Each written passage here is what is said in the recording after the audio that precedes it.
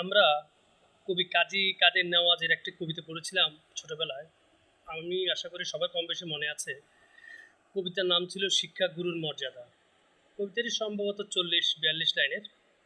সে কবিতায় লাস্টে দুটো লাইন ছিল এই ধরনের: আজ হতে চির উন্নত হলো শিক্ষা গুরুর শির, সত্যই তুমি মহান উদার বাদশা আলমগীর। আমরা আসুন প্রথমে কিছু স্থিরচিত্র ভিডিও দেখি।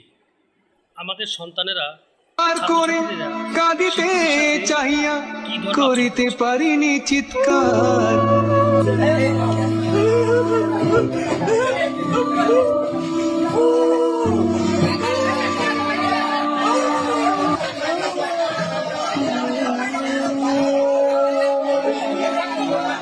কতটুকু অশ্রু গড়ালে হৃদয় জলে সিক্ত, কত প্রদীপ।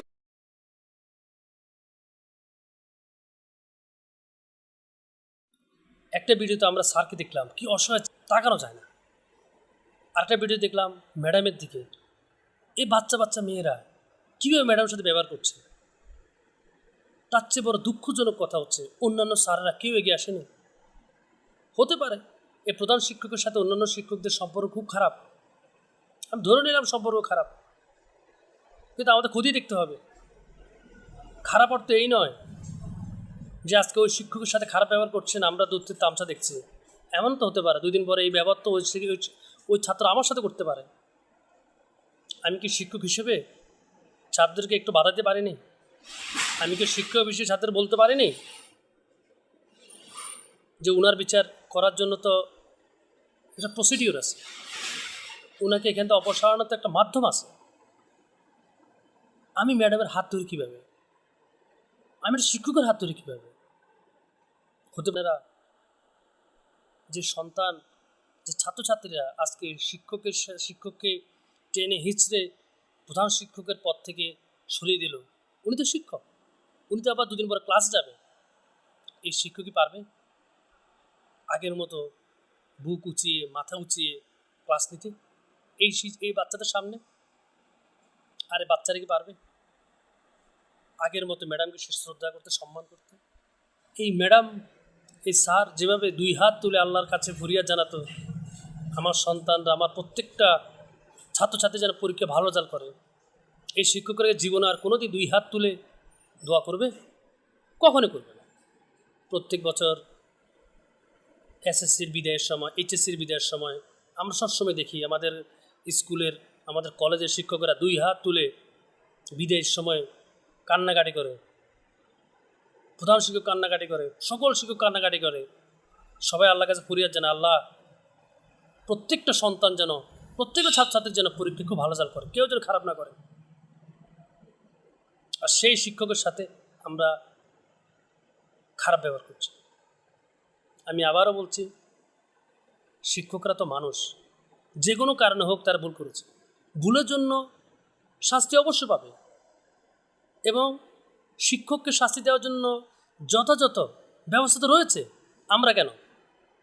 কেউ তো আমাদের দায়িত্ব দেয়নি, কেন আমরা নিজের হাতে এই দায়িত্ব তুলে নেব?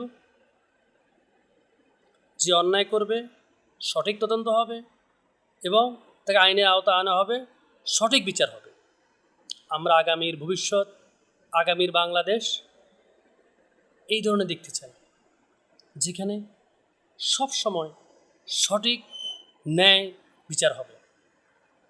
প্রত্যেকটা প্রতিষ্ঠানে আমরা এটাই দেখব। আমাদের ছাত্ররা আমাদেরকে যে সুন্দর পৃথিবীর স্বপ্ন দেখিয়েছে, আমরাও সেই স্বপ্নের সাথে একত্রিত হয়ে আমরাও দেশটাকে সুন্দরভাবে গড়ে তোলার জন্য ছাত্রছাত্রীর সাথে যারা থাকবে তারা আর কেউ নয়, এই শিক্ষকেরাই থাকবে। আমি আমার ছাত্রছাত্রীকে বলবো, ভুলেই আপনারা যে ভুল করেছেন শিক্ষকের কাছ থেকে মাপ চেয়ে নেবেন। আর শিক্ষকদেরকে বলবো, আপনারা আপনাদের নিজের অস্তিত্ব বাজিয়ে রেখে চলবেন। দলীয় লেজুর ভিত্তি আপনারা করবেন না। শুধুমাত্র দলীয় লেজুর ভিত্তি করার কারণে আজকে আমাদের সন্তান তুল্য ছাত্রছাত্রীরা আমাদের সাথে এমন কিছু কাজ করেছে যা তারা জীবনে কোনো কল্পনা করতে পারে নাই, তাদের দ্বারা এটা হবে। ওদেরকে তো আমরা সুযোগ করে দিয়েছি। আমাদের কৃতকর্মের জন্যই তো এই সন্তানেরা আজকে আমাদের সাথে এই ধরনের খারাপ ব্যবহার করছে। সুতরাং ছাত্রদেরকে ভালো নির্দেশনা, ভালো পথ দেখানোর আগে ব্যক্তি হিসেবে আমাদের নিজেদেরকে সংশোধন করতে হবে। শিক্ষকরা সরাসরি কোনো দলীয় রাজনীতিতে অংশগ্রহণ না করলে আমি মনে করি এই সমস্যা তৈরি হতো না। শিক্ষকরা অনেকাংশে যখন দলীয় যে কোনো রাজনীতির সাথে যুক্ত থাকে তখন অনেক সময় নিজের অজান্তে অনেক খারাপ কিছু হয়ে যায়। সুতরাং আমি মনে করি আমরা যারা শিক্ষক রয়েছি, আমরা যদি নিজেরাই দলীয় লেজুর বৃত্তি থেকে বেরোতে পারি এবং যে কোনো কাজ করার আগে নিজে ভবিষ্যৎ চিন্তা করে করতে পারি, আর আমার সন্তানদেরকে, আমার ছাত্রছাত্রীদেরকে সর্বোচ্চ জ্ঞান দিয়ে, সর্বোচ্চ শ্রম দিয়ে যদি অভিষ্ট লক্ষ্যে পৌঁছে দিতে পারি, তাহলে তো আমাদের সার্থকতা। এর বাইরে তো আর সার্থকতার কিছু নেই। পরিশেষে আমি আপনাদেরকে বলি, আমি একটা কথা বলি, শ্রদ্ধা হোক শিক্ষকের প্রতি, সম্মান হোক শিক্ষকের প্রতি, আর ভালোবাসা হোক সবার প্রতি। ধন্যবাদ সবাইকে।